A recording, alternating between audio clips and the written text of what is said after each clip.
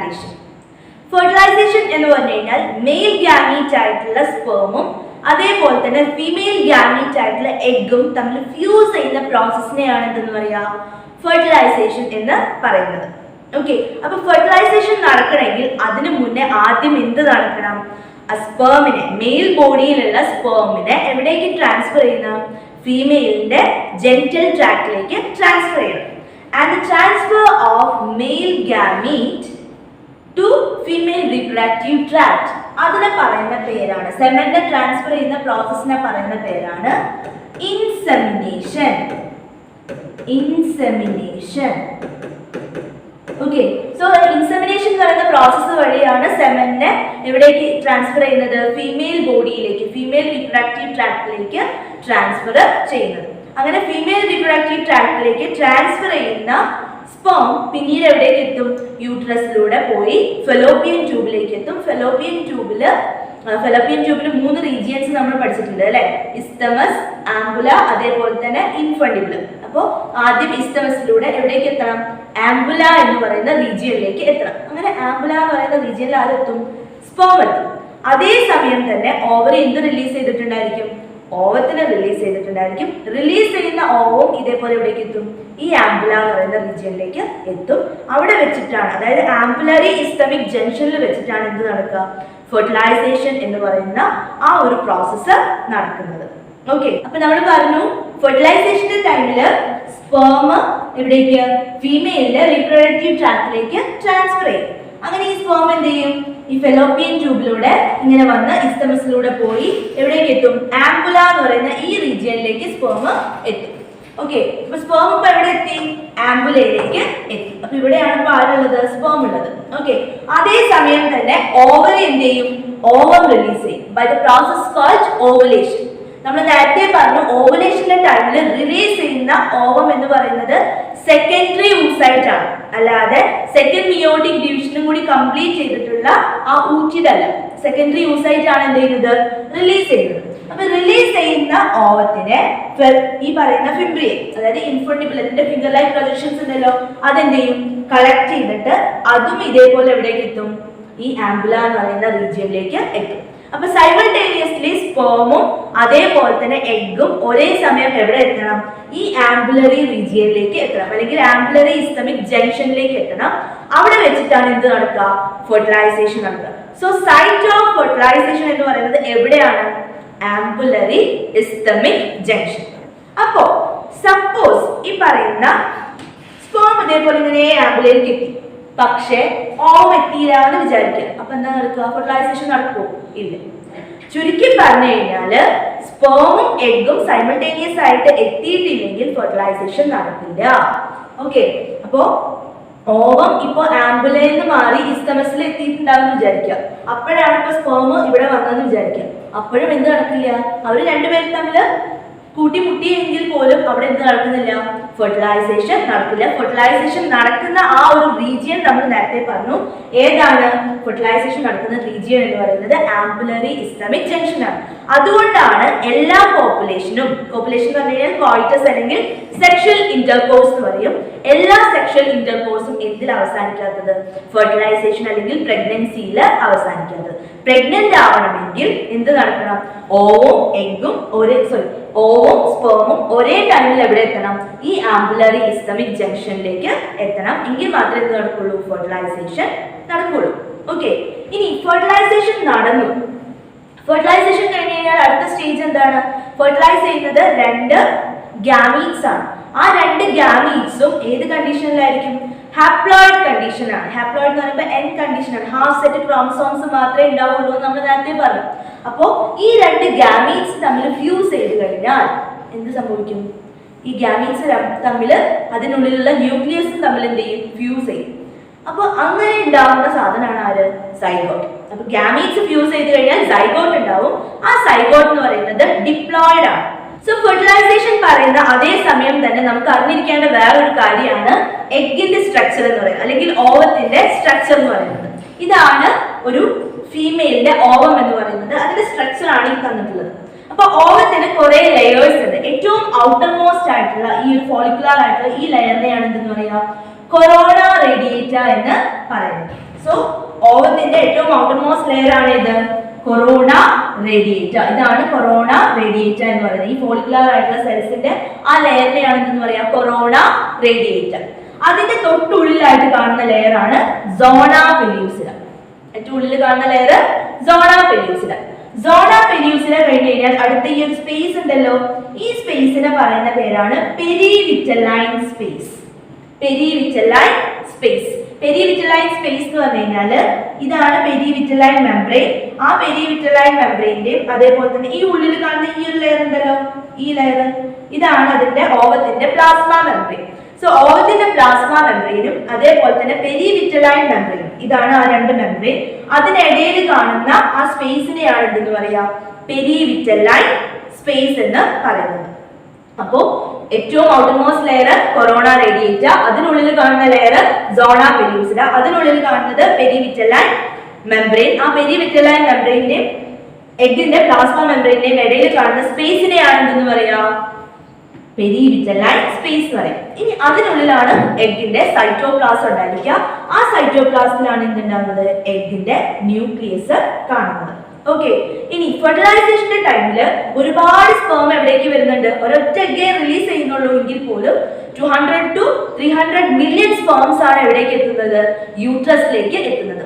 ആ യൂട്രസിലേക്ക് എത്തുന്നതിൽ തന്നെ ഒരു 60%, ഒരു 40% മാത്രമേ വിഗ്രസ് മൂവ്മെന്റ് കാണിക്കുന്നുള്ളൂ. അവരൊക്കെ കൂടി ഇങ്ങനെ വന്നു കഴിഞ്ഞാലും ആദ്യമായിട്ട് ആരാണോ ഫസ്റ്റ് എത്തുന്ന സ്പേം അതെന്ത് ചെയ്യും, ഈ പറയുന്ന എഗ്ഗിന്റെ സോണ പെല്യൂസിന എന്ന് പറയുന്ന ലെയറിൽ പോയിട്ട് എന്ത് ചെയ്യും, കോണ്ടാക്ട് ചെയ്യും, എൻറ്റർ ചെയ്യും. അവിടെ എൻറ്റർ ചെയ്ത് കഴിഞ്ഞാൽ നമ്മൾ സ്പേമിന്റെ സ്ട്രക്ചർ പഠിച്ചപ്പോൾ സ്പേമിന് എക്രോസോം എന്ന് പറയുന്ന സ്ട്രക്ചർ ഉള്ളത് കണ്ടു. അതിനുള്ളിൽ കാണുന്ന എൻസൈം സ്പേം ലൈസിൻ ആണ് എൻസൈമിന്റെ പേര്. ആ എൻസൈം എന്ത് ചെയ്യും, ഈ സോണ പെല്യൂസിന എന്ന് പറയുന്ന മെംബ്രെയിനെ ബ്രേക്ക് ചെയ്യും. മാത്രമല്ല അങ്ങനെ ബ്രേക്ക് ചെയ്യുന്ന സമയത്ത് ഈ സോണ പെല്യൂസിന എന്ന് പറയുന്ന ലെയർ ഉണ്ടല്ലോ അതിൽ ഒരുപാട് ചേഞ്ചസ് വരും.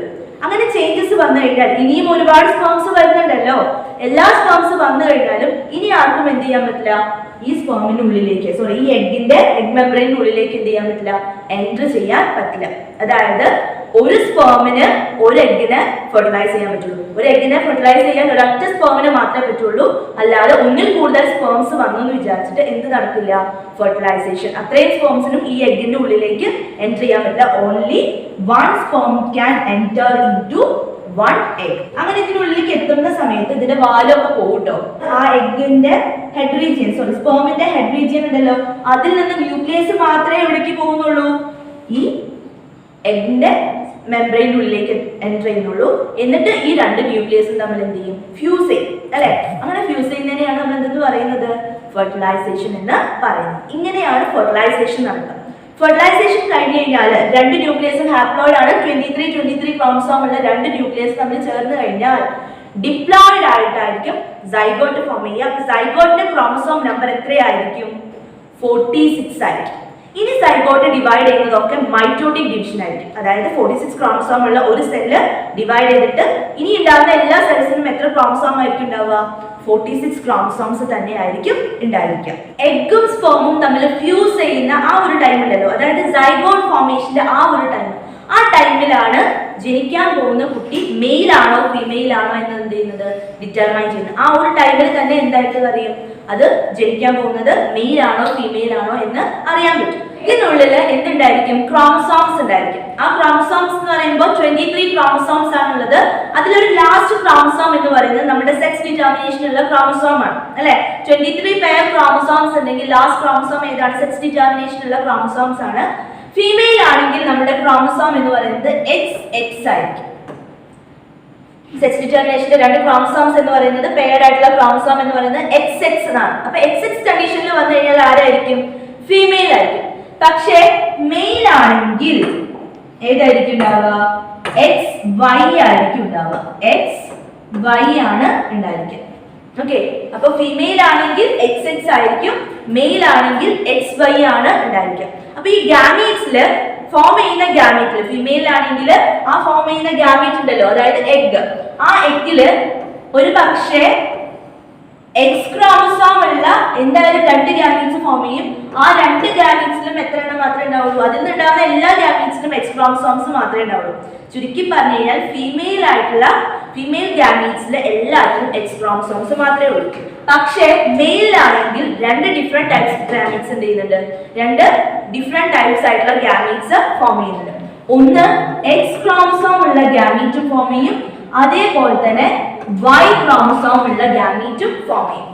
ഓക്കെ, അപ്പൊ 2 ഡിഫറെന്റ് ടൈപ്സ് ഗാമീറ്റ്സ് ആണ് ഇവിടെ ഫോം ചെയ്യുന്നത്, മെയിലില് ഫോം ചെയ്യുന്നത്. ഒരു 100 ഗാമീറ്റ്സ് ഫോം ചെയ്യുന്നുണ്ടെങ്കിൽ അതിൽ 50 ഗാമീറ്റ്സ് എന്തായിരിക്കും? എക്സ് ക്രോമസോം ഉള്ള ഗാമീറ്റ് ആയിരിക്കും. ബാക്കി 50 ഗാമീറ്റ്സ് വൈ ക്രോമസോം ഉള്ള ഗാമീറ്റ് ആയിരിക്കും ഉണ്ടാവുക. അപ്പൊ ഫെർട്ടിലൈസേഷന്റെ ടൈമില് ഇൻ കേസ് എക്സ് ക്രോമസോം ഉള്ള ഗാമീറ്റ് ആണ് ഈ എഗ്ഗുമായിട്ട് ഫ്യൂസ് ചെയ്യുന്നതെങ്കിൽ XX അല്ലേ വരിക, അല്ലേ? അപ്പൊ XX വന്നു കഴിഞ്ഞാൽ ആ കുട്ടി ആരായിരിക്കും? അത് ഫീമെയിൽ ആയിരിക്കും, അല്ലെ? ഫീമെയിൽ ആയിരിക്കും. ഇനി സപ്പോസ് വൈ ക്രോമസോം ഉള്ള സ്പേം ആണ് ഈ എഗ്ഗുമായിട്ട് ഫ്യൂസ് ചെയ്യുന്നതെങ്കിൽ, വൈ ക്രോമസോം ഉള്ള സ്പേം ആണ് ഈ എഗ്ഗുമായിട്ട് ഫ്യൂസ് ചെയ്യുന്നതെങ്കിൽ XY ആയിരിക്കും വരിക. അപ്പൊ XY വന്നു കഴിഞ്ഞാലോ അത് മെയിൽ ആയിരിക്കും, അല്ലെ? മെയിൽ ആയിരിക്കും. സോ ശരിക്കും പറഞ്ഞു കഴിഞ്ഞാൽ സെക്സ് ഡിറ്റർമൈൻ ചെയ്യുന്നത് മെയിൽ ആണോ ഫീമെയിൽ ആണോ? ആരായിരിക്കും? 2 ഡിഫറെന്റ് ക്രോമസോംസിനെ അല്ലെങ്കിൽ 2 ഡിഫറെന്റ് ടൈപ്സ് ഗാമീറ്റ്സിനെ കോൺട്രിബ്യൂട്ട് ചെയ്യുന്നത് ആരാണ്? മെയിൽ ആണ്, അല്ലെ? അപ്പൊ മെയിൽ ആണ് എന്ത് ചെയ്യുന്നത്? സെക്സ് ഡിറ്റർമൈൻ ചെയ്യുന്നത്. സോ ഹ്യൂമൻസിന്റെ കേസിൽ സെക്സ് ഡിറ്റർമിനേഷൻ നടത്തുന്ന ആരാ? മെയിൽ ആണ്. And the mail is responsible for the sex of that baby. Embryonic developmental സ്റ്റേജിൽ എന്തൊക്കെയാണ് നടക്കുന്നതെന്നാണ് നമ്മൾ ഇനി നോക്കുന്നത്. എംബ്രിയോണിക് ഡെവലപ്മെന്റ് സ്റ്റേജിൽ ആദ്യം പറഞ്ഞു ഗാമീറ്റ്സ് ഫ്യൂസ് ചെയ്ത് കഴിഞ്ഞാൽ ഉണ്ടാകുന്നതാണ് സൈഗോട്ട്. ഇനി ഈ സൈഗോട്ട് പിന്നെയുള്ള complete division, സൈഗോട്ടിന്റെ complete division mitotically ആണെന്ന് നമ്മൾ പറഞ്ഞു.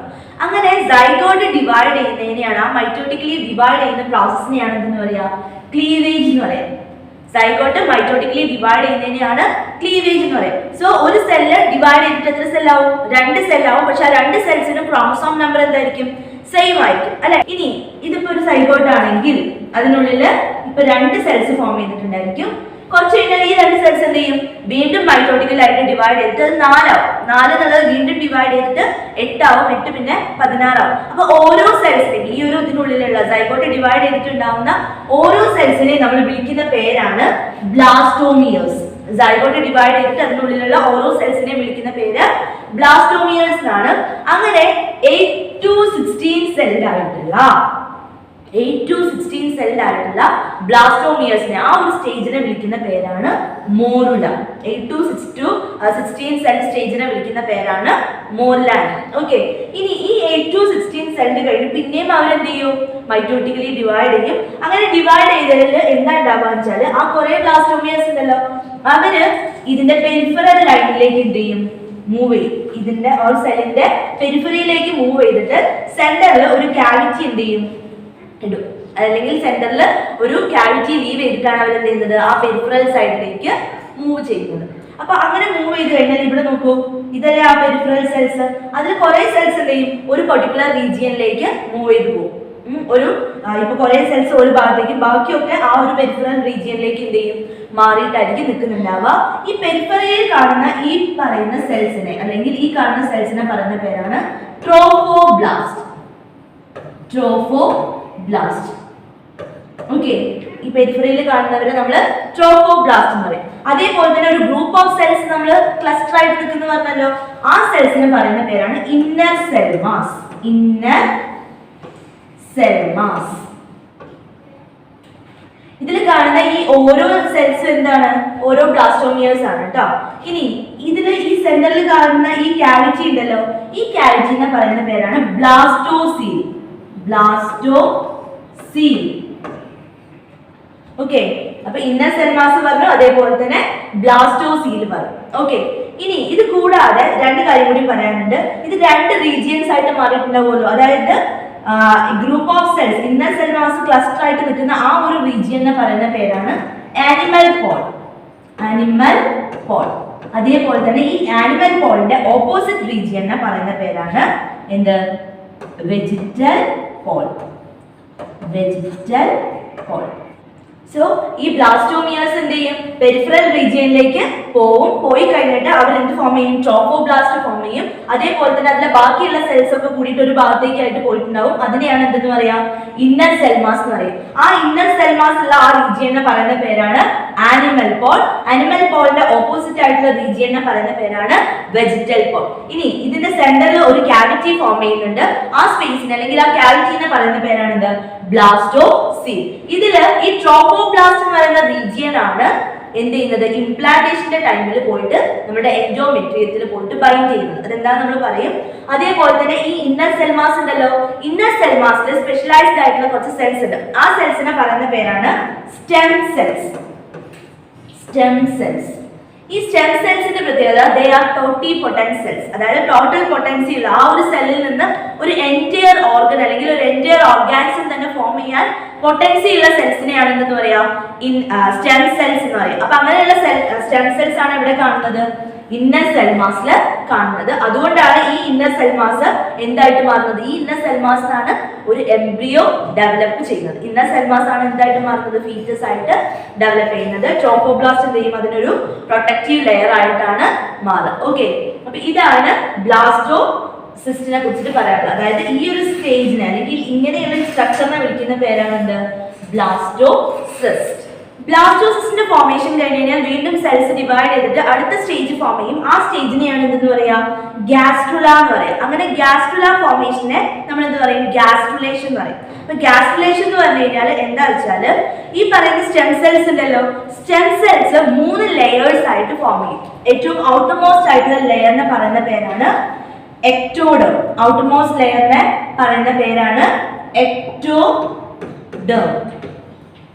ഓക്കെ, അതേപോലെ തന്നെ ഇന്നർമോസ്റ്റ് ലെയറിനെ പറയുന്ന പേരാണ് എൻഡോഡേം. എൻഡോഡേം. ഇനി ഒരു ലെയർ കൂടി ഉണ്ടായിരിക്കും. ഈ എക്ടോഡേമിന്റെയും എൻഡോഡേമിന്റെയും ഇടയിലായിട്ട് ഒരു ലെയർ കൂടി ഫോം ചെയ്യും. And that layer is mesoderm. Okay, ഇങ്ങനെ 3 ലെയേഴ്സ് ആണ് ഫോം ചെയ്യുക. Outer ectoderm, inner endoderm and middle mesoderm. ഈ 3 ലെയേഴ്സിനുമാണ് ഇനി നമ്മുടെ ഓരോ ബോഡി പാർട്സും എന്ത് ചെയ്യുന്നത്, ഫോം ചെയ്യുന്നുണ്ടാവുക. ഇതാണ് ഗ്യാസ്ട്രുലേഷൻ എന്ന് പറയുന്നത്. ഈ ഗ്യാസ്ട്രുലേഷൻ ആണ് ഇംപ്ലാന്റേഷന് ശേഷം നടക്കുക. അങ്ങനെ ഗ്യാസ്ട്രുലേഷൻ കഴിഞ്ഞ് പിന്നീട് എന്ത് ചെയ്യും, ഓരോ മന്തില് ബേബിയുടെ ഓരോ ഭാഗങ്ങളായിട്ട് എന്ത് ചെയ്യാൻ തുടങ്ങും, ഡെവലപ്പ് ചെയ്യാൻ തുടങ്ങും. ഇതാണ് ഇവിടെ സംഭവിക്കുന്നത്. അപ്പോ ആംബുലറി ഇസ്തമിക് ജംഗ്ഷനിൽ വെച്ചിട്ട് ഫെർട്ടിലൈസേഷൻ കഴിഞ്ഞ് കഴിഞ്ഞാൽ ഒരു 4 ദിവസമൊക്കെ ആകുമ്പോഴേക്കുമാണ് ആര്, ഈ പറയുന്ന ഫെർട്ടിലൈസ്ഡ് ആയിട്ടുള്ള എഗ് എവിടേക്ക് എത്തുന്നത്, നമ്മളുടെ യൂട്രസിലേക്ക് എത്തുന്നത്. അതായത് ബ്ലാസ്റ്റോസിസ്റ്റ് എന്ന് പറയുന്ന ആ ഒരു ഫോമിലാണ് എന്ത് ചെയ്യുക, യൂട്രസിലേക്ക്. ഇത് യൂട്രസിന്റെ എൻഡോമെട്രിയം എന്ന് പറയുന്ന ഈ ലൈനിലേക്ക്, എൻഡോമെട്രിയം എന്ന് പറയുന്ന ഈ ലൈനിലേക്ക് എത്തുമ്പോൾ എന്ത് ചെയ്യും, ഇവിടെ പോയിട്ട് വീഴും.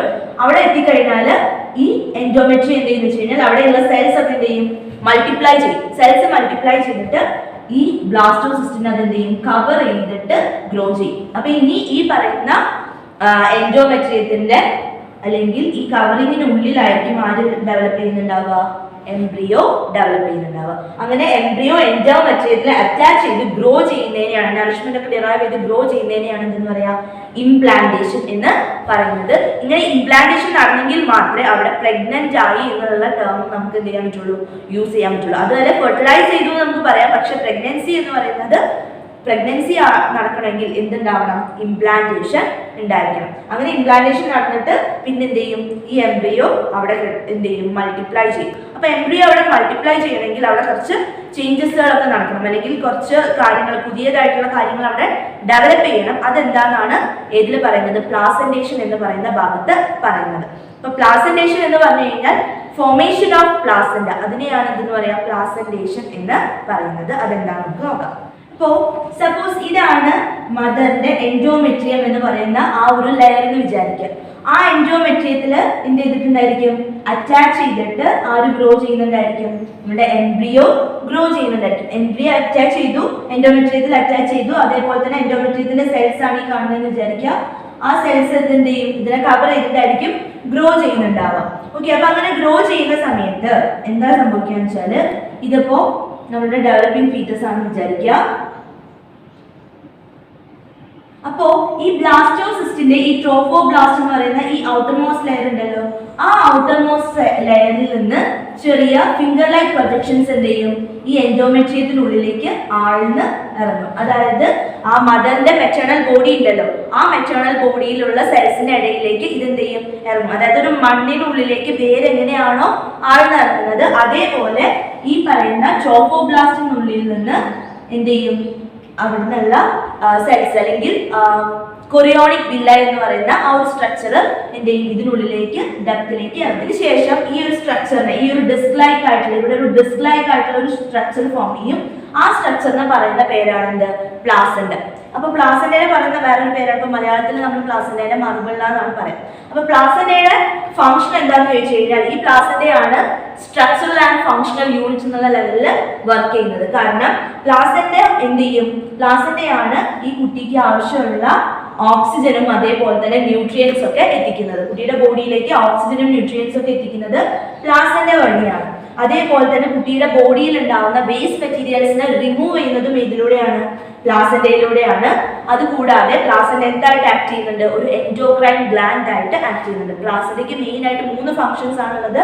ഒന്ന്, കാർബൺ ഡൈ ഓക്സൈഡ്, ഓക്സിജനെ എന്ത് ചെയ്യും, ഈ ഫീറ്റസിന്റെ ബോഡിയിലേക്ക് ട്രാൻസ്ഫർ ചെയ്യും. അങ്ങനെ ഫീറ്റസിന്റെ ബോഡിയിലേക്ക് ട്രാൻസ്ഫർ ചെയ്യുന്നത് വെറുതെ അങ്ങനെ ട്രാൻസ്ഫർ ചെയ്യാൻ പറ്റില്ല, അതൊരു ട്യൂബ് ലൈക്ക് സ്ട്രക്ചറിലൂടെയാണ് എന്ത് ചെയ്യുക, ട്രാൻസ്ഫർ ചെയ്യുക. ആ ട്യൂബ് ലൈക്ക് സ്ട്രക്ചറിനെ വിളിക്കുന്ന പേരാണ് umbilical cord. Umbilical cord, umbilical cord അല്ലെങ്കിൽ പൊക്കിൾ കൊടി എന്നാണ് നമ്മൾ പറയുക. അപ്പൊ ഈ പൊക്കിൾ കൊടി വഴിയാണ് പ്ലാസന്റ എന്ത് ചെയ്യുന്നത്, ഓക്സിജനെയൊക്കെ എവിടേക്ക് എത്തിക്കുന്നത്, കുട്ടിയുടെ ബോഡിയിലേക്ക് എത്തിക്കുന്നത്. അതേപോലെ തന്നെ കുട്ടിയുടെ ബോഡിയിൽ ഉണ്ടാകുന്ന വേസ്റ്റ് മെറ്റീരിയൽസിനെ തിരിച്ച് റിമൂവ് ചെയ്യുന്നതും ഏത് വഴിയാണ്, ഈ അംബിലിക്കൽ കോഡിലൂടെയാണ് അത് റിമൂവ് ചെയ്യാൻ വേണ്ടിയിട്ട് നിൽക്കുന്നത്. സോ പ്ലാസന്റയുടെ മെയിൻ ഫംഗ്ഷൻ എന്ന് പറയുന്നത് ഒന്ന്, transport oxygen and carbon dioxide. ഓക്സിജനെ ട്രാൻസ്പോർട്ട് ചെയ്യും, അതേപോലെ തന്നെ ബോഡിയിൽ ഉണ്ടാകുന്ന കാർബൺ ഡൈ ഓക്സൈഡിനെ റിമൂവ് ചെയ്യും. അതേപോലെ തന്നെ കുട്ടിക്ക് ആവശ്യമുള്ള ന്യൂട്രിയൻസ് എത്തിക്കുന്നതും ഇതിലൂടെയാണ്, ഈ പ്ലാസന്റ വഴിയാണ്. രണ്ടാമത്തെ ഫംഗ്ഷൻ എന്ന് പറയുന്നത് remove waste from fetal body. ഫീറ്റസിന്റെ ബോഡിയിൽ നിന്നുള്ള വേസ്റ്റ് മെറ്റീരിയൽസിനൊക്കെ എന്ത് ചെയ്യും, റിമൂവ് ചെയ്യുക എന്നുള്ളതാണ് പ്ലാസന്റയുടെ മറ്റൊരു ഫംഗ്ഷൻ എന്ന് പറയുന്നത്. മൂന്നാമത്തെ ഫംഗ്ഷൻ എന്ന് പറയുന്നത് അതൊരു എൻഡോക്രൈൻ ഗ്ലാൻഡ് ആയിട്ട് ആക്ട് ചെയ്യും. ഒരു ഓർഗൻ അല്ലെങ്കിൽ ഏതെങ്കിലും ഒരു പാർട്ട് ഒരു എൻഡോക്രൈൻ ഗ്ലാൻഡ് ആയിട്ട് ആക്ട് ചെയ്യുന്നുണ്ടെങ്കിൽ അവർ നിർബന്ധമായിട്ടും എന്ത് സിന്തസൈസ് ചെയ്യുന്നുണ്ടായിരിക്കും, ഒരു ഹോർമോൺ സിന്തസൈസ് ചെയ്യുന്നുണ്ടായിരിക്കും. അങ്ങനെ പ്ലാസന്റ സിന്തസൈസ് ചെയ്യുന്ന ഹോർമോൺ ആണ് HCG, HPL, അതേപോലെ തന്നെ പ്രൊജസ്ട്രോജൻ, ഈസ്ട്രജൻ, റിലാക്സിൻ എന്ന് പറയുന്ന ഈ ഹോർമോൺസ്. HCG ഉണ്ട്, HCGന്റെ ഫുൾ ഫോം ആണ് human chorionic gonadotropin.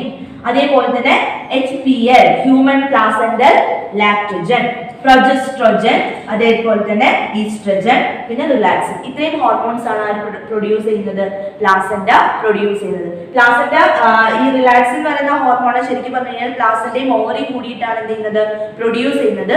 റിലാക്സിന്റെ main function എന്താണെന്ന് വെച്ചാൽ ഫീറ്റസ് ഫുള്ളി ഡെവലപ്പ് ആയി കഴിഞ്ഞാൽ എന്തുണ്ടാവും, നമ്മുടെ പ്യൂബിക് റീജിയനിലുള്ള ബോൺസ് ഉണ്ടല്ലോ, ആ ബോൺസിനെ ഡെലിവറി ടൈം ആകുമ്പോഴേക്കും ആ ബോൺസുകളെ തമ്മിൽ കണക്ട് ചെയ്തിട്ടുള്ള കണക്റ്റീവ് ടിഷ്യൂസ് വഴിയാണ്. ആ കണക്റ്റീവ് ടിഷ്യൂസിനെ ഒന്ന് സ്മൂത്തൻ ചെയ്യാൻ വേണ്ടിയിട്ട് ഹെൽപ്പ് ചെയ്യുന്ന ആളാണ് ആര്, റിലാക്സിൻ എന്ന് പറയുന്ന ഹോർമോൺ. ഇനി HPLന്റെ ഫംഗ്ഷൻ എന്താണെന്ന് വെച്ചാൽ മാമറി ഗ്ലാൻഡിന്റെ ഡെവലപ്മെന്റും അതേപോലെ തന്നെ മാമറി ഗ്ലാൻഡിൽ മിൽക്കിന്റെ പ്രൊഡക്ഷനും ഒക്കെ ഹെൽപ്പ് ചെയ്യുന്ന ഹോർമോൺ ആണ് ഹ്യൂമൻ പ്ലാസന്റൽ ലാക്ടോജനും അതേപോലെ തന്നെ പ്രൊജസ്ട്രോജൻ. ഇനി അപ്പൊ ഈ പറയുന്ന ഹോർമോൺസ് ആണ് ആര് പ്രൊഡ്യൂസ് ചെയ്യുന്നത്, പ്ലാസന്റ പ്രൊഡ്യൂസ് ചെയ്യുന്ന ഹോർമോൺസ് എന്ന് പറയുന്നത്. ഓക്കെ, ക്ലിയർ ആണല്ലോ. ഇതില് HCG എന്ന് പറയുന്ന ഹോർമോൺ നമ്മളുടെ ബ്ലഡിൽ പ്രസന്റ് ആണെങ്കിൽ, ആ ബ്ലഡിൽ പ്രസന്റ് ആണെങ്കിൽ നമുക്ക് എന്ത് പറയാം, പ്രഗ്നന്റ് ആണെന്ന് കൺഫേം ചെയ്യും എന്ന് പറയാൻ കാരണം എന്താണെന്ന് വെച്ചാൽ ഈ പറയുന്ന ഹോർമോൺസ് HCG, HPL, അതേപോലെ തന്നെ റിലാക്സിൻ, ഈ 3 ഹോർമോൺസും പ്രഗ്നൻസി പീരീഡിൽ മാത്രം കാണുന്ന ഹോർമോൺസ് ആണ്. നമ്മുടെ ബോഡിയിൽ പ്രഗ്നന്റ് ആണെങ്കിൽ മാത്രം കാണുന്ന ഹോർമോൺസ് ആണ് HCG, HPL, റിലാക്സിൻ. ഓക്കെ, ഇതില് HCG എന്ന് പറയുന്നത് ആദ്യത്തെ സ്റ്റേജിൽ തന്നെ എന്ത് ചെയ്യുന്നുണ്ട്, പ്രൊഡ്യൂസ് ചെയ്യുന്നുണ്ട്. HCG എന്ന് പറയുന്നത് ഹ്യൂമൻ കൊറിയോണിക് ഗൊണാഡോട്രോപ്പിൻ എന്ന് പറയുന്ന ഹോർമോൺ. അപ്പൊ അതുകൊണ്ട് തന്നെ പ്രഗ്നന്റ് ആയിട്ടുള്ള ഒരു ലേഡിയുടെ ബ്ലഡ് ടെസ്റ്റ് ചെയ്ത് കഴിഞ്ഞാൽ അതിൽ HCGന്റെ നമ്പർ അല്ലെങ്കിൽ അളവ് കൂടുതലാണെങ്കിൽ, അല്ലെങ്കിൽ പ്രസൻസ് ഉണ്ടായാൽ മതി, പ്രസൻസ് ഉണ്ടായാൽ തന്നെ മനസ്സിലാക്കാം ആ ലേഡി എന്താണ്, പ്രഗ്നന്റ് ആണെന്ന് മനസ്സിലാക്കാം. കാരണം നോർമലി ഈ പറയുന്ന HCG എന്ന് പറയുന്ന ഹോർമോൺ നമ്മുടെ ബോഡിയിൽ ഉണ്ടാവാറില്ല, പ്രഗ്നന്റ് ആണെങ്കിൽ മാത്രമേ ആ ഹോർമോൺ ഉണ്ടാവുള്ളൂ.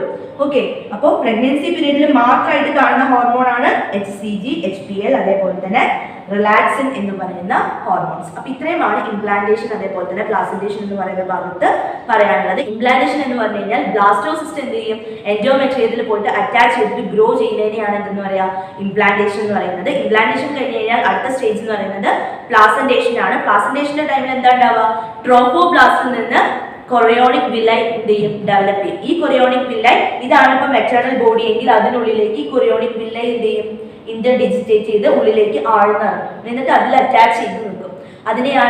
എന്നിട്ടാണ് അവർ എന്ത് ഫോം ചെയ്യുന്നത്, പ്ലാസന്റ, ഡിസ്ക്ലൈൻഡ് ആയിട്ടുള്ള ഡിസ്ക് ഷേപ്ഡ് ആയിട്ടുള്ള പ്ലാസന്റ ഫോം ചെയ്യുന്നത്. പ്ലാസന്റയുടെ ഫംഗ്ഷൻസ് നമ്മൾ പറഞ്ഞു. ഇത്രയും കാര്യങ്ങളാണ് ഈ ഭാഗത്ത് പറയുന്നത്. അങ്ങനെ ഇംപ്ലാന്റേഷൻ കഴിഞ്ഞു കഴിഞ്ഞാൽ അടുത്തത് ഇനി ആ എംബ്രിയോ എന്ത് ചെയ്യും, അവിടെ ഡെവലപ്പ് ചെയ്യാണ് ചെയ്യുക. അപ്പോൾ ഒരു മാസം കഴിയുമ്പോഴേക്കും, ഒരു മാസം കഴിഞ്ഞു അടുത്ത മാസത്തിന്റെ സ്റ്റാർട്ടിംഗ് ഒക്കെ ആകുമ്പോഴേക്കും എന്ത് ഡെവലപ്പ് ചെയ്യും, ആ എംബ്രിയോയ്ക്ക് ഹാർട്ട് ഡെവലപ്പ് ചെയ്യും. എന്തായിരിക്കും ഫസ്റ്റ് ഡെവലപ്പ് ചെയ്യുക, ഫസ്റ്റ് ഹാർട്ട് ആണ് ഡെവലപ്പ് ചെയ്യുന്നത്. അപ്പൊ ആദ്യം ഹാർട്ട് ഡെവലപ്പ് ചെയ്യും. അങ്ങനെ ആ ഒരു എംബ്രിയോന്റെ ഗ്രോത്തിന്റെ ഫസ്റ്റ് സ്റ്റേജ് എന്ന് പറയുന്നത്, അല്ലെങ്കിൽ ഫസ്റ്റ് ആ ബേബിന്റെ ലൈഫിന്റെ സിഗ്നൽ എന്ന് പറയുന്നത് ഏതാണ്, ഹാർട്ട് ബീറ്റ് ആയിരിക്കും. അപ്പൊ ഹാർട്ട് ബീറ്റ് നോക്കിക്കഴിഞ്ഞാൽ നമുക്ക് അറിയാൻ പറ്റും ആ ബേബി ലൈവ് ആയിട്ടുള്ള ആക്റ്റീവ് ആയിട്ടുള്ള ബേബി ആണോ എന്നുള്ളത് നമുക്ക് അവിടെ അറിയാൻ പറ്റും. സോ അതാണ് ഫസ്റ്റ് മന്തിൽ നടക്കുക. ഫസ്റ്റ് മന്ത് കഴിഞ്ഞ് സെക്കൻഡ് മന്തിന്റെ ലാസ്റ്റ് ഒക്കെ ആകുമ്പോഴേക്കും ആ എംബ്രിയോയ്ക്ക് എന്ത് ഡെവലപ്പ് ചെയ്യാൻ തുടങ്ങിയിട്ടുണ്ടാവും, ഡിജിറ്റ്സും ലിംസ് ഒക്കെ ഫോം ചെയ്യും. ഡിജിറ്റ്സ് ആൻഡ് ലിംസ് എന്ന് പറഞ്ഞാൽ, ലിംസ് എന്ന് പറഞ്ഞു കഴിഞ്ഞാൽ നമ്മുടെ കൈയും കാലിനെയൊക്കെയാണ് ലിംസ് എന്ന് പറയാം. അതേപോലെ തന്നെ ഡിജിറ്റ്സ് എന്ന് പറഞ്ഞു കഴിഞ്ഞാൽ വിരലുകളെയാണ്, കൈയുടെ കാലിനൊക്കെ വിരലുകളെയാണ് ഡിജിറ്റ്സ് എന്ന് പറയും. അപ്പോൾ സെക്കൻഡ് മന്തിന്റെ ലാസ്റ്റ് ആകുമ്പോഴേക്കുമാണ് ലിംസും ഡിജിറ്റ്സും ഒക്കെ എന്ത് ചെയ്യാൻ തുടങ്ങിയിട്ടുണ്ടാവുക, ഏകദേശം ഫോം ചെയ്ത് റെഡി ആയിട്ടുണ്ടാവുക. തേർഡ് മന്തിന്റെ ലാസ്റ്റ് ആകുമ്പോഴേക്കും ഒരുവിധം എല്ലാ ഓർഗൻ സിസ്റ്റംസും ഒക്കെ എന്ത് ചെയ്തിട്ടുണ്ടാവും, ആ എംബ്രിയോയില് ഫോം ചെയ്തിട്ടുണ്ടായിരിക്കും. അതായത് ഡെവലപ്പിംഗ് ഫീറ്റസിന്റെ ബോഡിയിൽ എന്ത് ഫോം ചെയ്തിട്ടുണ്ടായിരിക്കും, ഓർഗൻസും ഓർഗൻ സിസ്റ്റംസും ഒക്കെ ഏകദേശം ഒരുവിധം എല്ലാം തന്നെ എന്ത് ചെയ്തിട്ടുണ്ടായിരിക്കും, ഫോം ചെയ്തിട്ടുണ്ടായിരിക്കും. അങ്ങനെ പ്രഗ്നൻസിയുടെ ആദ്യത്തെ 3 മാസത്തിനെ പറയുന്ന പേരാണ് ഫസ്റ്റ് ട്രൈമസ്റ്റർ. ഓക്കെ, ഇനി അത് കഴിഞ്ഞ് 4th മന്ത് കഴിഞ്ഞ് 5th മന്ത് ഒക്കെ ആകുമ്പോഴേക്കാണ് എന്ത് ചെയ്യുന്നത്, കുട്ടിയുടെ തലയിൽ ഹെയർസ് ഗ്രോ ചെയ്യാൻ തുടങ്ങും. അപ്പൊ ഹെയർസ് ഫോം ചെയ്യുന്നത് ഏത് മാസത്തിലാണ്, 5th മന്തിലാണ് ഹെയർസ് ഫോം ചെയ്യുക. That is eruption of hairs on ഹെഡില് ഈ ഹെയർസ് എന്ത് ചെയ്യാൻ തുടങ്ങിയിട്ടുണ്ടാവും, ഫോം ചെയ്യാൻ തുടങ്ങിയിട്ടുണ്ടായിരിക്കും. അതേപോലെ തന്നെ 5th മന്തിൽ തന്നെയാണ് ഫീറ്റസിന്റെ മൂവ്മെന്റ് കാണിക്കുക. അതായത് അമ്മയ്ക്ക് കുട്ടി മൂവ് ചെയ്യുന്നത് എന്ത് ചെയ്യാൻ പറ്റും, ഫീൽ ചെയ്യാൻ പറ്റുന്നത് ഏത് മാസത്തിലാണ്, ഫീറ്റസ് മൂവ്മെന്റ് കാണുന്നത് 5th മന്തിലാണ്. 5th മന്തിലാണ് ഫീറ്റൽ മൂവ്മെന്റ് കാണുന്നത്. ഇനി 6th മന്തിന്റെ എൻഡ് ഒക്കെ ആകുമ്പോഴേക്കും കുട്ടിയുടെ ബോഡി കംപ്ലീറ്റ് ഫൈൻ ആയിട്ടുള്ള ഹെയർസ് വെച്ചിട്ട് എന്ത് ചെയ്തിട്ടുണ്ടായിരിക്കും, കവർ ചെയ്തിട്ടുണ്ടായിരിക്കും. ഫൈൻ ഹെയർസ് വെച്ചിട്ട് ബോഡി കവർ ചെയ്തിട്ടുണ്ടായിരിക്കും. അതേപോലെ തന്നെ ഐലാഷസ് ഒക്കെ ഫോം ചെയ്യാൻ തുടങ്ങിയിട്ടുണ്ടാവും. ഐലാഷസ് ഫോം ചെയ്യും. അതേപോലെ തന്നെ ഐലിഡ്സ് എന്ത് ചെയ്യും, സെപ്പറേറ്റ് ചെയ്യും. നമ്മുടെ കണ്ണിന്റെ പോളകള് സെപ്പറേറ്റ് ചെയ്യും, കൺപോളകള് സെപ്പറേറ്റ് ചെയ്യും. ഇതാണ് 6th മന്തിൽ നടക്കുക.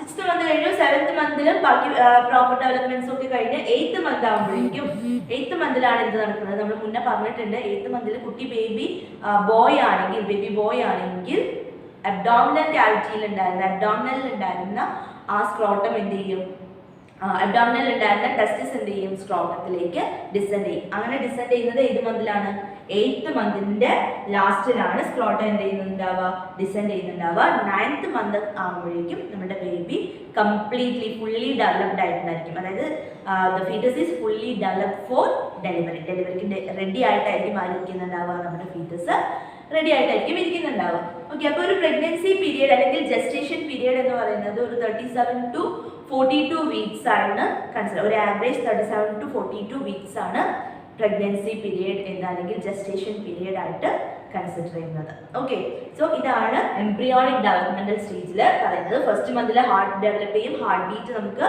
ഫീൽ ചെയ്യാൻ പറ്റും. നമുക്കല്ല, സ്റ്റെതസ്കോപ്പ് വെച്ച് കഴിഞ്ഞാൽ ഹാർട്ട് ബീറ്റ് അറിയാൻ പറ്റും. അതേപോലെ തന്നെ സെക്കൻഡ് മന്തിന്റെ എൻഡ് ആകുമ്പോഴേക്കും ലിംസും ഡിജിറ്റ്സും ഫോം ചെയ്തിട്ടുണ്ടായിരിക്കും.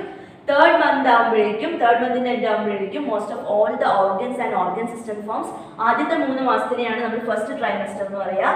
അടുത്ത 3 മാസത്തിനെ നമ്മൾ എന്തെന്ന് പറയും, സെക്കൻഡ് ട്രൈമസ്റ്റർ എന്ന് പറയും, അല്ലെ? അടുത്ത 3 മാസത്തിനെ നമ്മൾ എന്തെന്ന് പറയും, തേർഡ് ട്രൈമസ്റ്റർ എന്ന് പറയും, അല്ലെ? ഇതാണ് പ്രഗ്നൻസിയുടെ 3 സ്റ്റേജസ്. ഇനി 5th മന്തിലാണ് ഹെയർസ് ഫോം ചെയ്യുന്നത്. 6th മന്ത് ആകുമ്പോഴേക്കും എന്ത് ചെയ്യും, ബോഡിയിൽ ഫൈൻ ഹെയർസ് കവർ ചെയ്തിട്ടുണ്ടായിരിക്കും. അതേപോലെ തന്നെ ഐലിഡ്സ് സെപ്പറേറ്റ് ചെയ്തിട്ടുണ്ടാവും, ഐലാഷസ് ഫോം ചെയ്തിട്ടുണ്ടായിരിക്കും. ഇതൊക്കെ 6th മന്തിലാണ് ഉണ്ടാകുന്നത്. 8th മന്തിൽ ബേബി ബോയ് ആണെങ്കിൽ സ്ക്രോട്ടത്തിലേക്ക് എന്ത് ചെയ്യും, ടെസ്റ്റിസ് ഡിസെൻഡ് ചെയ്യും. ഇത്രയുമാണ് ഈ ഭാഗത്ത് ഉണ്ടാകുന്നത്. പാർച്യൂറേഷൻ ആൻഡ് ലാക്ടേഷൻ, ഇതാണ് നമ്മുടെ അടുത്ത ടോപ്പിക് എന്ന് പറയുന്നത്. ഓൾറെഡി ഇപ്പോൾ ഫെർട്ടിലൈസേഷൻ ഒക്കെ കഴിഞ്ഞ് ആ എംബ്രിയോ എന്ത് ചെയ്യും, മദറിന്റെ യൂട്രസിൽ എന്ത് ചെയ്യും, ഡെവലപ്പ് ചെയ്യും. അങ്ങനെ ഡെവലപ്പ് ചെയ്യുന്ന ആ ഒരു കംപ്ലീറ്റ് ഡെവലപ്മെന്റൽ പീരിയഡ് എന്ന് പറയുന്നത് ഒരു ആവറേജ് 9 months ആണ്. 9 month ആണ് ആ അമ്മയുടെ യൂട്രസിനുള്ളിൽ കുട്ടി എന്ത് ചെയ്യുക, വളരുന്ന ആ ഒരു പീരിയഡ് എന്ന് പറയുന്നത്. ഓക്കെ, അപ്പോൾ ആവറേജ് ഡ്യൂറേഷൻ നമ്മുടെ ജസ്റ്റേഷൻ പീരിയഡ് എന്നാണ് അതിനെ പറയുക. അതായത് ആ ഒരു പ്രഗ്നൻസി പീരിയഡിനെ പറയുന്ന പേരാണെന്ത്, ജസ്റ്റേഷൻ പീരിയഡ്. അപ്പൊ ജസ്റ്റേഷൻ പീരിയഡ് എന്ന് പറഞ്ഞു കഴിഞ്ഞാൽ എന്താ, എംബ്രിയോ യൂട്രസിനുള്ളിൽ ഡെവലപ്പ് ചെയ്യുന്ന പീരിയഡിനെയാണ് എന്തെന്ന് പറയാ, gestation period. Complete development attain ചെയ്യുന്ന ആ ഒരു പീരിയഡിനെയാണ് എന്തെന്ന് പറയുന്നത്, gestation period, and average duration of this gestation period is 9 months. 9 months ആണ് gestation period എന്ന് പറയുന്നത്. ഓക്കെ, 9 months 9 days അല്ലെങ്കിൽ 9 months 10 days ഒക്കെയാണ് പറയുക. ഇതാണ് ഒരു ആവറേജ് ജസ്റ്റേഷൻ പീരിയഡ് എന്ന് പറയുന്നത്. ഇനി ഈ ഒരു ജസ്റ്റേഷൻ പീരിയഡ് കംപ്ലീറ്റ് ചെയ്ത് കഴിഞ്ഞാൽ പിന്നീട് എന്താ സംഭവിക്കുക, അടുത്ത സ്റ്റേജ് എന്ന് പറയുന്നത് ഡെലിവറി ആണ്. ഡെലിവറി എന്ന് പറഞ്ഞു കഴിഞ്ഞാൽ ആ ഫീറ്റസ് യൂട്രസിൽ നിന്ന് പുറത്തേക്ക് വരുന്ന പ്രോസസ്സിനെയാണ് എന്തെന്ന് പറയുക, പാർച്യൂറേഷൻ എന്ന് പറയുന്നത്. So delivery of foetus, completely developed ആയിട്ടുള്ള ഫീറ്റസിനെ ഡെലിവർ ചെയ്യുക അല്ലെങ്കിൽ മദർ ബോഡിയിൽ നിന്ന്, മദറിന്റെ യൂട്രസിൽ നിന്ന് ഇജക്ട് ചെയ്യുന്ന പ്രോസസ്സിനെയാണ് എന്തെന്ന് പറയുക, പാർച്യൂറേഷൻ എന്ന് പറയുന്നത്. So parturition means the delivery of baby, അല്ലെ, ആ ബേബിനെ ഡെലിവർ ചെയ്യുന്ന പ്രോസസ്സിനെയാണ് പാർച്യൂറേഷൻ എന്ന് പറയുക.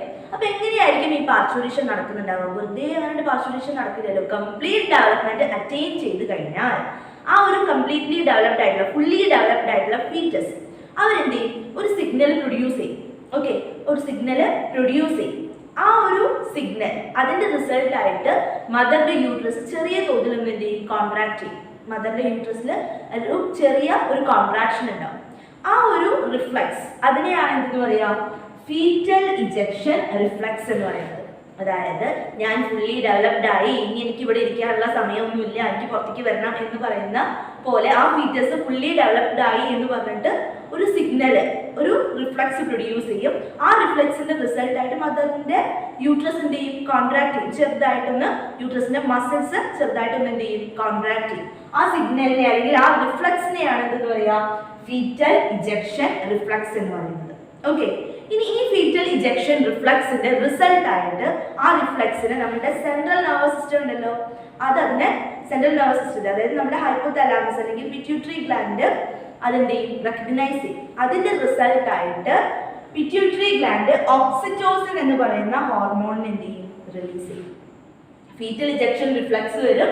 ആ ഫീറ്റൽ ഇജക്ഷൻ റിഫ്ലക്സിനെ ആര് റെക്കഗ്നൈസ് ചെയ്യും, ഓക്സിറ്റോസിൻ അല്ലെങ്കിൽ പിറ്റ്യൂട്ടറി ഗ്ലാൻഡ് റെക്കഗ്നൈസ് ചെയ്യും. അതിന്റെ റിസൾട്ട് ആയിട്ട് പിറ്റ്യൂട്ടറി ഗ്ലാൻഡ് ഓക്സിറ്റോസിൻ എന്ന് പറയുന്ന ഹോർമോണിനെ റിലീസ് ചെയ്യും. ഇനി ഈ ഓക്സിറ്റോസിൻ നേരെ പോയിട്ട് മദറിന്റെ ബൂമ്പിലാണ് എന്ത് ചെയ്യുന്നത്, ആക്ട് ചെയ്യുന്നത്. അതായത് മദറിന്റെ യൂട്രസിൽ പോയിട്ട് ഓക്സിറ്റോസിൻ ആക്ട് ചെയ്യും. അങ്ങനെ ഓക്സിറ്റോസിൻ യൂട്രസിൽ പോയിട്ട് ആക്ട് ചെയ്ത് കഴിഞ്ഞാൽ എന്ത് ചെയ്യും, യൂട്രസ് ഭയങ്കരമായിട്ട് എന്ത് ചെയ്യും, കോൺട്രാക്ട് ചെയ്യും. യൂട്രസിന്റെ മയോമെട്രിയം എന്ന് പറയുന്ന ലെയർ ആണ് എന്ത് ചെയ്യുക, കോൺട്രാക്ട് ചെയ്യുക. നമ്മൾ യൂട്രസിന് 3 ലെയേഴ്സ് പറഞ്ഞിട്ടുണ്ട്. അതിൽ മിഡിൽ ലെയർ ആണ്, മസ്കുലർ ആയിട്ടുള്ള മിഡിൽ ലെയറിനെയാണ് എന്തെന്ന് പറയാ, മയോമെട്രിയം എന്ന് പറയും. ആ മയോമെട്രി എന്ത് ചെയ്യും, കോൺട്രാക്ട് ചെയ്യും. അപ്പൊ കോൺട്രാക്ട് ചെയ്യും. അപ്പോൾ ആ ഒരു കോൺട്രാക്ഷൻ കുറച്ച് നേരം ഉണ്ടാവും. പിന്നീട് എന്താ ഉണ്ടാവുക വെച്ചാൽ വീണ്ടും ഈ പറയുന്ന ഓക്സിറ്റോസിന്റെ പ്രൊഡക്ഷൻ പിന്നെയും കൂടും.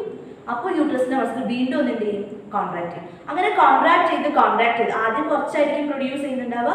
അപ്പോൾ ഒന്ന് കുറച്ച് കോൺട്രാക്ട് ചെയ്യും.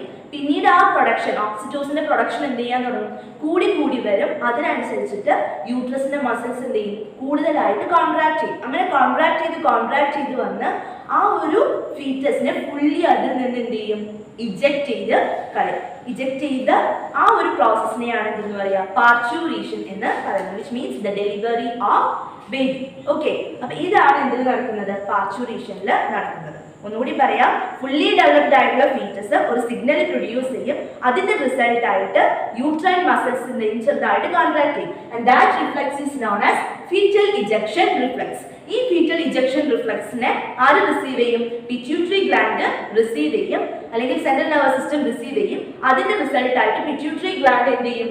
ഓക്സിറ്റോസിൻ എന്ന് പറയുന്ന ഹോർമോണിനെ പ്രൊഡ്യൂസ് ചെയ്യും അല്ലെങ്കിൽ റിലീസ് ചെയ്യും. ആ റിലീസ് ചെയ്യുന്ന ഓക്സിറ്റോസിൻ, പ്രൊഡ്യൂസ് ചെയ്യല്ല റിലീസ് ചെയ്യാണ് ചെയ്യുന്നത്. റിലീസ് ചെയ്യുന്ന ഓക്സിറ്റോസിൻ എന്ത് ചെയ്യും? മദറിന്റെ യൂട്രസിൽ പോയിട്ട് ആക്ട് ചെയ്യും, യൂട്രസിന്റെ മയോമെട്രിയത്തിൽ ആക്ട് ചെയ്യും. അതിന്റെ റിസൾട്ട് ആയിട്ട് മയോമെട്രി എന്ത് ചെയ്യും? കോൺട്രാക്ട് ചെയ്യും. ആദ്യം കുറച്ചായിരിക്കും പ്രൊഡ്യൂസ് ചെയ്യുന്നുണ്ടാവുക, അതിനനുസരിച്ചിട്ട് നന്നായി ഒന്ന് കോൺട്രാക്ട് ചെയ്യുമെങ്കിലും പിന്നീട് ഓക്സിറ്റോസിന്റെ പ്രൊഡക്ഷൻ എന്ത് ചെയ്യും?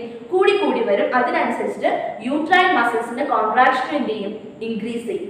അതിന്റെ റിസൾട്ട് ആയിട്ട് ഫീറ്റസ് പുറത്തേക്ക് എന്ത് ചെയ്യും? ഫീറ്റസിനെ പുറത്തേക്ക് പുഷ് ചെയ്യും. ഓക്കെ, അങ്ങനെ ഇജക്ട് ചെയ്യുന്ന ആ പ്രോസസ്സിനെയാണ് എന്തെന്ന് പറയാ? പാർച്യൂറേഷൻ എന്ന് പറയുന്നത്, which is the delivery of baby. Okay, അപ്പോൾ പാർച്യൂറേഷൻ കഴിഞ്ഞു. പാർച്യൂറേഷൻ കഴിഞ്ഞു കഴിഞ്ഞാൽ അടുത്ത സ്റ്റേജ് എന്ന് പറയുന്നത് ലാക്ടേഷൻ ആണ്. അടുത്ത പ്രോസസ്സ് എന്ന് പറയുന്നത് എന്താണ്? അടുത്ത സ്റ്റേജ് എന്ന് പറയുന്നത് ലാക്ടേഷൻ ആണ്. അതായത് ഈ പ്രഗ്നൻസിന്റെ ലാസ്റ്റ് സ്റ്റേജ് ഒക്കെ ആവുമ്പോഴേക്കും മദറിന്റെ മാമറി ഗ്ലാൻഡ്സിലുള്ള സെൽസ് ഒക്കെ എന്ത് ചെയ്യും? ഡിഫറൻഷിയേറ്റ് ചെയ്യും. മാമറി ഗ്ലാൻഡിലുള്ള സെൽസ് ഡിഫറൻഷിയേറ്റ് ചെയ്യും. മാമറി ഗ്ലാൻഡിനുള്ളിൽ കുറെ ലോബ്സ് ഉണ്ടെന്ന് പറഞ്ഞു. അതിനുള്ളിൽ കാണുന്ന സെൽസ് ആണ് ആര്? ആൽവിയോളൈ അല്ലെ? ആൽവിയോളാർ സെൽസ് ഉണ്ട്. ആ സെൽസ് എന്ത് സിന്തസൈസ് ചെയ്യാൻ തുടങ്ങും? സെക്രീറ്റ് ചെയ്യാൻ തുടങ്ങും. മിൽക്ക് സെക്രീറ്റ് ചെയ്യാൻ തുടങ്ങും. ആൽവിയോളൈ ഗ്ലാൻഡ്സ് അല്ലെങ്കിൽ ആൽവിയോളാർ സെൽസ് എന്ത് ചെയ്യും? മിൽക്ക് സെക്രീറ്റ് ചെയ്യാൻ തുടങ്ങും. ആ മിൽക്ക് പിന്നീട് എന്ത് ചെയ്യും? മദറിന്റെ മാമറി ഗ്ലാൻഡിൽ നിന്ന് പുറത്തേക്ക് വരും. ആ മിൽക്കാണ് ആരെ ഫീഡ് ചെയ്യാൻ വേണ്ടിയിട്ട് യൂസ് ചെയ്യുന്നത്? ബേബീനെ ഫീഡ് ചെയ്യാൻ അല്ലെങ്കിൽ നറിഷ് ചെയ്യാൻ വേണ്ടിയിട്ട് ഉപയോഗിക്കുന്നത് അല്ലെ? അങ്ങനെയാണ് ആ മദർ മിൽക്ക് കുടിച്ചിട്ടാണ് കുട്ടി എന്ത് ചെയ്യുക? നറിഷ്മെന്റ് ഒക്കെ അച്ചീവ് ചെയ്തിട്ട് ഗ്രോ ചെയ്യുന്നത് അല്ലെ? അപ്പൊ അങ്ങനെ മദർ മിൽക്ക്, മദേഴ്സിന്റെ മാമറി ഗ്ലാൻഡിൽ നിന്ന് പ്രൊഡ്യൂസ് ചെയ്യുന്നത്, മിൽക്ക് പ്രൊഡ്യൂസ് ചെയ്യുന്നതിനെയാണ് എന്തെന്ന് പറയാ? ലാക്ടേഷൻ എന്ന് പറയുന്നത്. ഓക്കെ, അപ്പോൾ ആദ്യത്തെ ഇനീഷ്യൽ സ്റ്റേജിലുള്ള മിൽക്ക്, ഫസ്റ്റത്തെ ഒരു 1, 2, 3 ദിവസത്തിലുള്ള ആ ഒരു ഇനീഷ്യൽ സ്റ്റേജിലുള്ള മിൽക്കിനെ പറയുന്ന പേരാണ് കൊളസ്ട്രം. ഇനീഷ്യൽ സ്റ്റേജിലുള്ള മിൽക്കിനെ പറയുന്ന പേരാണ് കൊളസ്ട്രം. ഈ മിൽക്ക്, അതായത് കൊളസ്ട്രം എന്ന് പറയുന്നത്, അതിൽ ഒരുപാട് ആന്റിബോഡീസ് ഉണ്ട്, ഒരുപാട് ആന്റിബോഡീസ് ഉണ്ടായിരിക്കും. ആ ആന്റിബോഡീസ് ഉള്ളതുകൊണ്ട് തന്നെ ആ ഇനീഷ്യൽ സ്റ്റേജിലുള്ള മിൽക്ക് എന്ന് പറയുന്നത് ഭയങ്കര ഇമ്പോർട്ടൻ്റ് ആണ്. ആ ആന്റിബോഡി കിട്ടുമ്പോഴാണ് കുട്ടിയുടെ ബോഡിയിൽ എന്തുണ്ടാവുക? റെസിസ്റ്റൻസ് ഉണ്ടാവുക. റെസിസ്റ്റൻസ് ഡെവലപ്പ് ചെയ്യാൻ വേണ്ടിയിട്ട് പറ്റും. അതായത് ആദ്യം ജനിക്കുന്ന കുട്ടിക്ക് ഇമ്മ്യൂണിറ്റി ഉണ്ടാവണമെന്ന് നിർബന്ധമില്ല, ഇമ്മ്യൂണിറ്റി ഇല്ല. അവരുടെ ഇമ്മ്യൂണിറ്റി സോഴ്സ് എന്ന് പറയുന്നത് ഏതാണ്? മദറിൽ നിന്ന് കിട്ടുന്ന ഈ ഒരു മിൽക്കാണ്. ഇനീഷ്യൽ സ്റ്റേജിൽ കിട്ടുന്ന കൊളസ്ട്രം എന്ന് പറയുന്ന ഒരു യെല്ലോയിഷ് കളേർഡ് ആയിട്ടുള്ള മിൽക്ക്, ആ ഇനീഷ്യൽ സ്റ്റേജിലുള്ള മിൽക്ക്, അതാണ് ഒരു ഹെൽത്തി ബേബി ആയിട്ട് ഡെവലപ്പ് ചെയ്യാൻ വേണ്ടിയിട്ട് ആ കുട്ടീനെ ഹെൽപ്പ് ചെയ്യുന്നത്. സോ കൊളസ്ട്രത്തിൽ എന്തുണ്ടായിരിക്കും? ഒരുപാട് ആന്റിബോഡീസ് ഉണ്ടായിരിക്കും. ആ ആന്റിബോഡീസ് ആണ് എന്ത് ചെയ്യുക? കുട്ടിക്ക് ആവശ്യമുള്ള ഇമ്മ്യൂണിറ്റി കൊടുക്കുക. അങ്ങനെ കൊളസ്ട്രത്തിൽ കാണുന്ന മെയിൻ ആയിട്ടുള്ള ആന്റിബോഡിയാണ് ഏത്? IgA means immunoglobulin A. ഇമ്മ്യൂണോഗ്ലോബുലിൻസിനെ കുറിച്ചിട്ട് നമ്മൾ പഠിക്കുന്നുണ്ട്, പ്ലസ് 1 നമ്മൾ പഠിച്ചിട്ടുണ്ട് ഇമ്മ്യൂണോഗ്ലോബുലിൻസ് എന്താണെന്നുള്ളത്. ആന്റിബോഡീസിനെ പറയുന്ന മറ്റൊരു പേരാണെന്ത്? ഇമ്മ്യൂണോഗ്ലോബുലിൻസ് എന്ന് പറയുന്നത്. അങ്ങനെ ഉള്ള മദർ മിൽക്കിൽ കാണുന്ന അല്ലെങ്കിൽ കൊളസ്ട്രത്തിൽ കാണുന്ന ആന്റിബോഡിയാണ് ഏത്? ഇമ്മ്യൂണോഗ്ലോബുലിൻ A എന്ന് പറയുന്നത്. ഇപ്പൊ നമ്മൾ ആദ്യത്തെ സ്റ്റേജിൽ ഓക്സിറ്റോസിൻ പ്രൊഡ്യൂസ് ചെയ്യുന്നതിന്റെ റിസൾട്ട് ആയിട്ട് മദറിന്റെ യൂട്രസ് കോൺട്രാക്ട് ചെയ്യുന്നൊക്കെ പറയും. നിങ്ങൾ ചില കേസസിൽ കേട്ടിട്ടുണ്ടായിരിക്കും, ഇപ്പൊ 9 month ഒക്കെ കഴിഞ്ഞാലും ചിലപ്പോൾ ചില ആൾക്കാർക്ക് പെയിൻ വരാത്ത ഒരു കണ്ടീഷൻ ഉണ്ടായിരിക്കും, പെയിൻ ഒന്നും വരുന്നില്ല എന്നുള്ളൊരു ടൈം ഉണ്ടായിരിക്കും. അപ്പൊ ആ ഒരു പീരീഡിൽ ഡോക്ടർ മദറിന്റെ ബോഡിയിലേക്ക് ഒരു ഹോർമോൺ ഇൻജെക്ട് ചെയ്യുന്നുണ്ടായിരുന്നു. സ്വാഭാവികമായിട്ട് കഴിഞ്ഞാൽ നിങ്ങൾക്ക് ചിന്തിച്ചാൽ അറിയാം ഏതായിരിക്കും ആ ഹോർമോൺ എന്ന് പറയുന്നത്? ഓക്സിറ്റോസിൻ ആയിരിക്കും ആ ഹോർമോൺ എന്ന് പറയുന്നത്. കാരണം ഓക്സിറ്റോസിൻ ആണ് എന്തിന് ഹെൽപ്പ് ചെയ്യുന്നത്? മദറിന്റെ യൂട്രസ് അല്ലെ, യൂട്രസിലെ മയോമെട്രിയം കോൺട്രാക്ട് ചെയ്യാൻ വേണ്ടിയിട്ട് യൂസ് ചെയ്യുന്നത്. സോ ഇതാണ് ഇതിൽ പറയാനുള്ളത്, പാർച്യൂറേഷൻ അതേപോലെ തന്നെ ലാക്ടേഷൻ എന്ന് പറയുന്ന ടോപ്പിക്കിൽ പറയാനുള്ളത്. ഹ്യൂമൻ റീപ്രൊഡക്ഷൻ എന്ന് പറയുന്ന നമ്മുടെ ഈ ഒരു ചാപ്റ്ററിൽ നമ്മൾ ഒരുപാട് കാര്യങ്ങൾ ഡിസ്കസ് ചെയ്തു. വളരെ ഇമ്പോർട്ടൻ്റ് ആയിട്ടുള്ള ഒരു ചാപ്റ്റർ ആണ്. ഫസ്റ്റ് ചാപ്റ്റർ ആണെങ്കിലും ഒരുപാട് ക്വസ്റ്റ്യൻസ് വരാറുണ്ട്. അപ്പം ഇതിൽ മെയിൻ ആയിട്ട് നമ്മൾ നോക്കിയത് ഹ്യൂമൻ റീപ്രൊഡക്റ്റീവ് സിസ്റ്റത്തിൽ mail reproductive system, female reproductive system separate നമ്മൾ ഓരോ കാര്യങ്ങൾ നോക്കിയിരുന്നു. അതേപോലെ തന്നെ oogenesis എന്താണ്, ഗാമീറ്റോജെനസിസ് എന്താണ്, ഇത് തമ്മിലുള്ള ഡിഫറൻസസ് എന്താണെന്നുള്ളത് നമ്മൾ നോക്കി അല്ലേ. അതിനുശേഷം പിന്നെ നമ്മൾ എന്താ നോക്കിയത്? മെൻസ്ട്രൽ സൈക്കിൾ നോക്കി. ഈ മെൻസ്ട്രൽ സൈക്കിളിൽ ഒരു വലിയൊരു ഗ്രാഫ് ഉണ്ട്. ആ ഗ്രാഫുമായിട്ട് റിലേറ്റ് ചെയ്തിട്ട് ഒരുപാട് ക്വസ്റ്റ്യൻസ് നമ്മളോട് ചോദിക്കാറുണ്ട്. എപ്പോഴും റിപ്പീറ്റ് ചെയ്തിട്ട് ഇതിൽ നിന്നുള്ള ക്വസ്റ്റ്യൻസ് ഉണ്ടാവാറുണ്ട്. പിന്നെ അതിനുശേഷം നമ്മുടെ embryonic developmental stage, fertilisation, implantation, embryonic developmental stage, parturition, lactation, ഇങ്ങനെയുള്ള ടോപ്പിക്സ് ഒക്കെയാണ് നമ്മൾ മെയിനായിട്ട് ഡിസ്കസ് ചെയ്തത്. ഇതുവരെ പറഞ്ഞത് നിങ്ങൾക്ക് എല്ലാവർക്കും മനസ്സിലായി കാണുമെന്ന് വിചാരിക്കുന്നു. Thank you.